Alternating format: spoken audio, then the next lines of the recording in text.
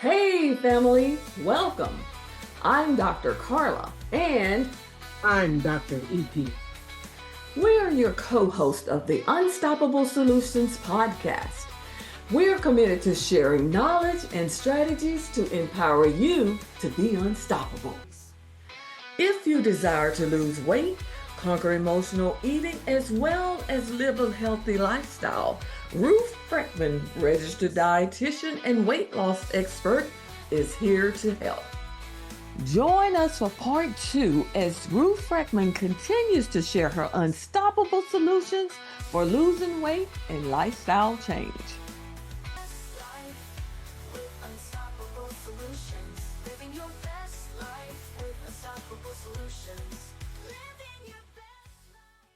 This is something I kind of want to know personally, and I know other people want to know. What are your fasting recommendations? How does that come into play? Fasting? Fasting, like intermittent fasting, or is that something that you recommend, or how does that play into this process? Fasting has been around for thousands of years. People have That's been right. practicing different types, 30 days, one day, whatever. I'm not a big fan of fasting to lose weight. For me, what that I see with my clients, it backfires. They don't eat all day long, and then by dinner time, they're starving. And then once they do eat, they can't stop themselves. So I don't really find it effective for losing weight. For me, what I recommend is small, frequent meals to keep those blood sugar levels stable so that you don't get so hungry that when it is time to eat, you eat too much. And then after you eat too much, there's no going back. So I'm not, if it works for you, that's good. If you can control it so that when you do eat, you're not overeating, that's fine. Yes. Yes. Well, thanks for sharing that. Growing up, I had a sugar addiction. I loved to drink Kool-Aid, eat cookies, cakes, and candy. Ooh. But as I got older, I learned that all of the pasta that I was eating, the breads, the rice, the potatoes, that when they actually would break down to sugar in my body. I didn't realize that.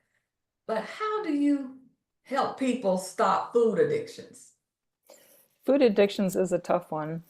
Is it really a food addiction, or is it just a very strong habit? You like it, so you eat it. Right. It's a habit. So I recommend, well, people say, well, I recommend moderation, but for a Okay. lot of people, it's all or nothing. And you just Yeah. have to think of your health. There's room for things like sugar beverages, but in moderation. Like I said before, you really want to focus on the healthy stuff first. And Yes. then if you are hungry, then you can have extra calories with whatever you want. But it's mostly a habit.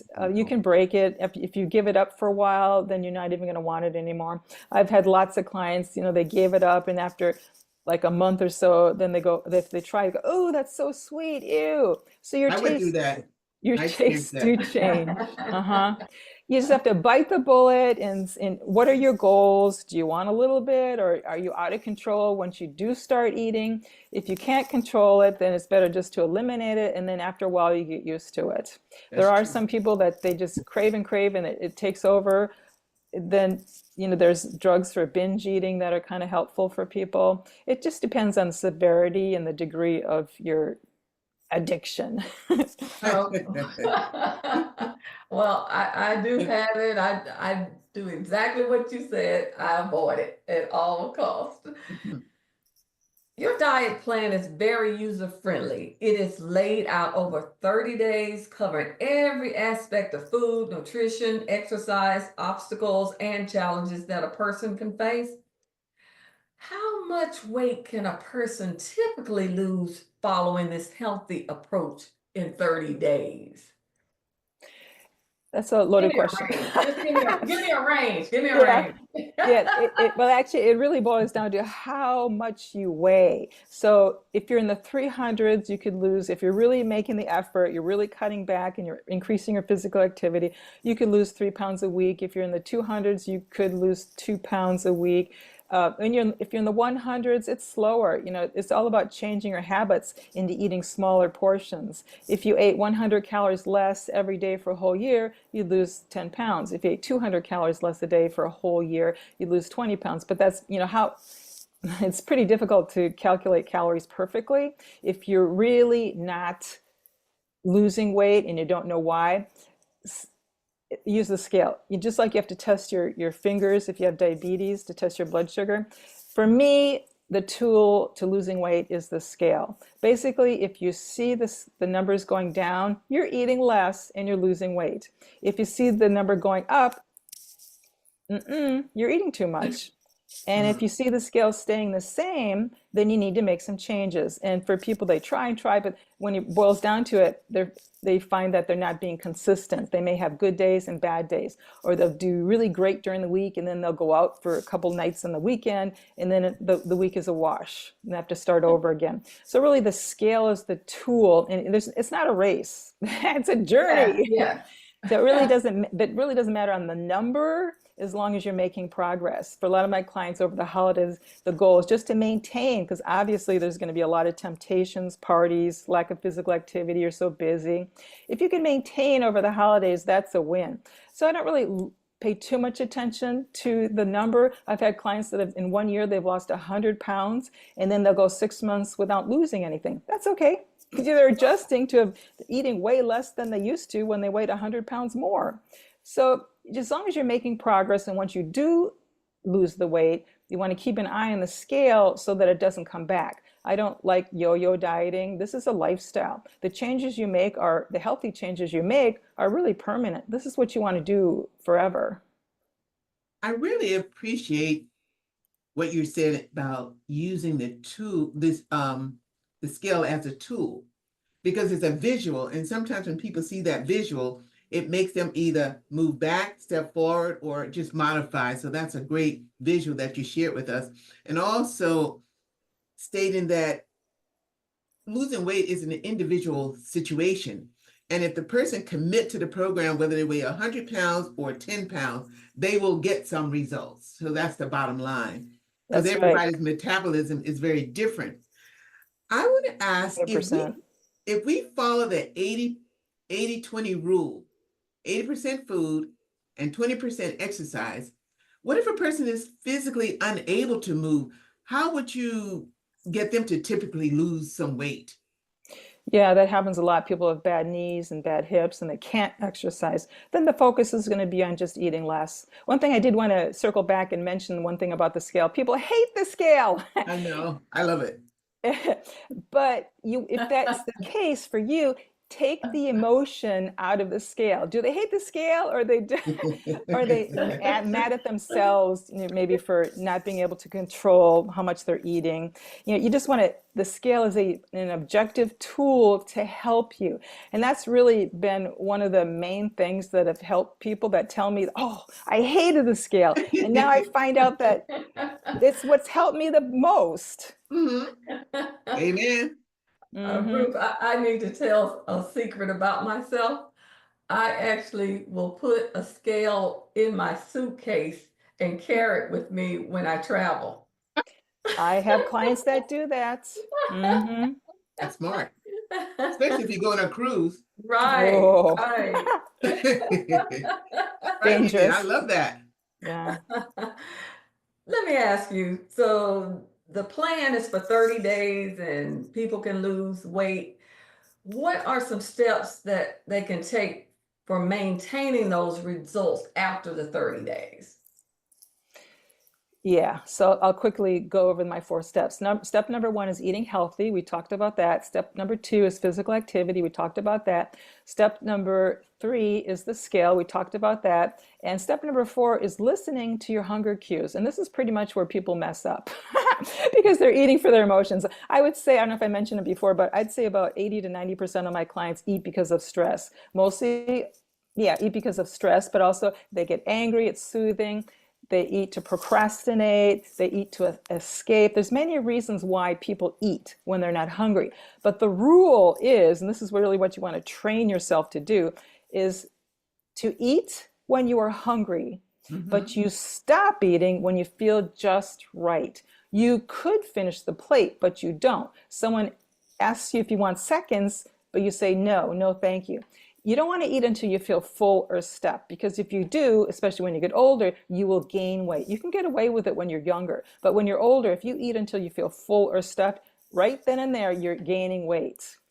So you eat when you're hungry, you stop when you feel dissatisfied, and you never eat if you're not hungry. So that's really important for maintaining. Your stomach is like a big balloon. It's very stretchy. And if you eat smaller portions, you're going to shrink that down. You shrink down your stomach so that you're not going to be able to eat as much. So that's why I recommend the small portions. I don't like the cheat days. Well, they'll go out for dinner and eat this giant meal. That's going to keep your stomach really big. You want to keep going with those smaller portions. So again, for maintaining your weight and losing weight, listen to your hunger cues. Don't eat if you're not hungry, even if you're stressed. Go for a walk, journal, do whatever you can. Don't eat when you're not hungry, and keep an eye on the scale. A lot of my clients go in for bariatric surgery, and a lot of them put the weight back on, and I ask them, are you taking your vitamins? No, you have to take the vitamins. And the other thing is that they stop weighing themselves. Okay, so set a limit. If you gain 10 pounds, bam, that's it. Get back on track. But a lot of these people, they'll put on 50 pounds, 75 pounds. What was happening during that time? That's why I feel the scale is kind of important for you to help maintain your weight. Absolutely. Ruth, you have another book that I'm very impressed with, the Easy Arthritis Diet Cookbook. Tell us how diet impacts arthritis. Why did you write this book?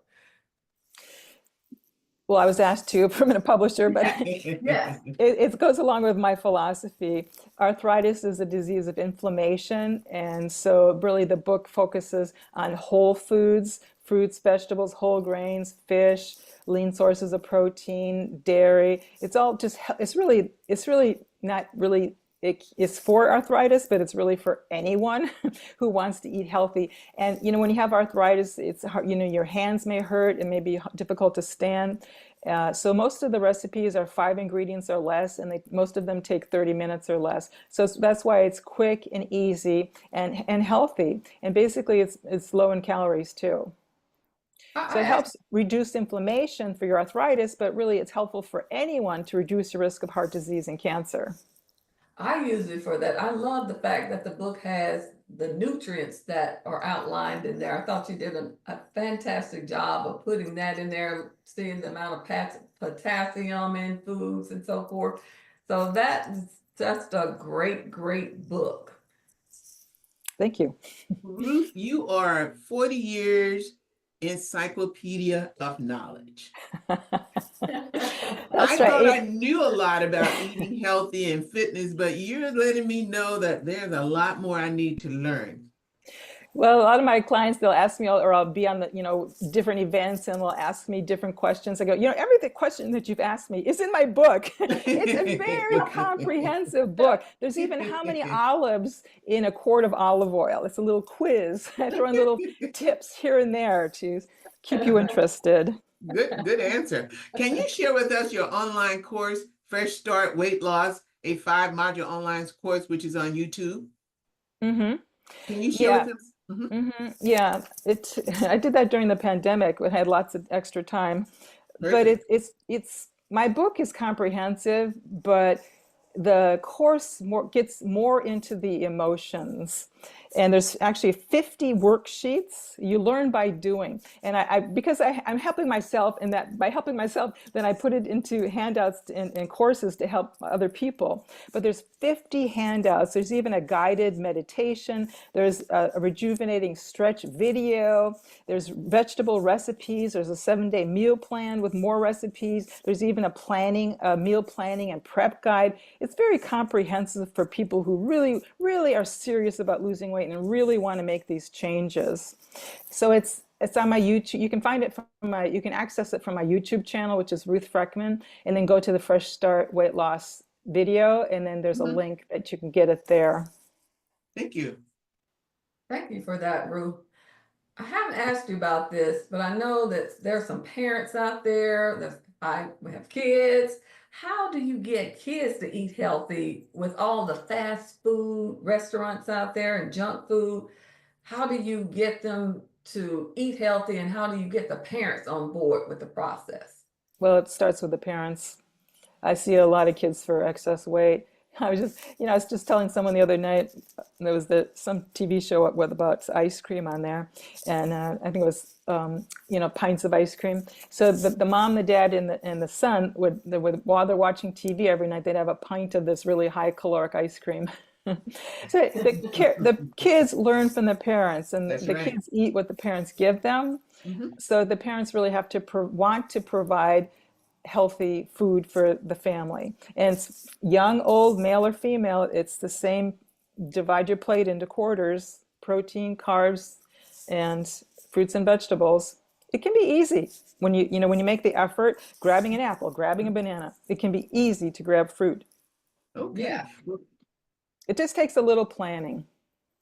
true. Very, Eating out can be very expensive, and you can just make a sandwich and a fruit.